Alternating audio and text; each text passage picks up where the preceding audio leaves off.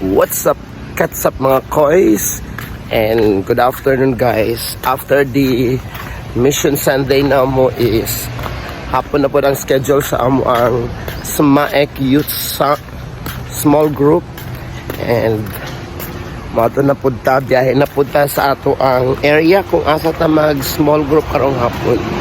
So ang venue na mo is naasa ilang Ma'am Lalads nila Gory and Steve. Steve. Basta. Na siya. So, mo ni ang wire guys katong naputol. So, kailangan mo suong taan ni. Yan. Oh, diba? So, let's go. So, ang mga uban guys, sapas na dito, oh. Sila ati kuan. Ipauban nila ang kulot nila. O sila Ma'am Ferd, ipauban ang kambal. Kaya ka mga kambal na mo. Bisa, ang training anak nila kay kuan guys.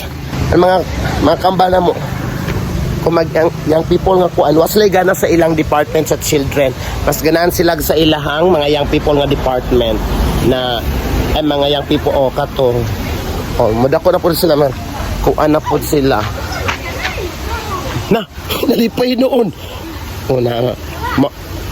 mga bagong miyembro sa youth department mga kabats na nilit naman na sila. Good afternoon guys, small group na po niyo.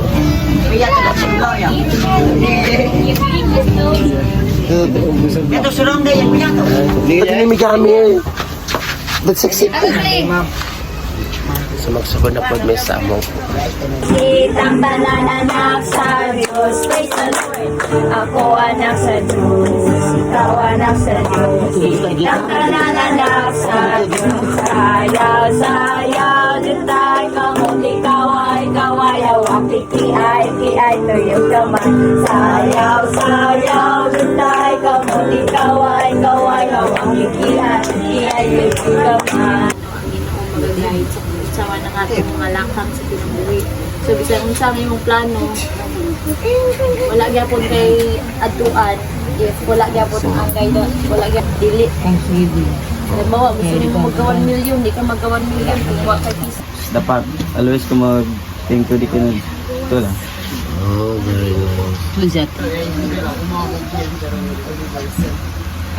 Naman ako dito guys. Dapat mas kanang masalamat ang permit kay Lord and mas hindi natin maging masalamaton tapos kanang grateful permitting tapos i-recognize na to ang buhat ni Lord bisan wala na to nakita.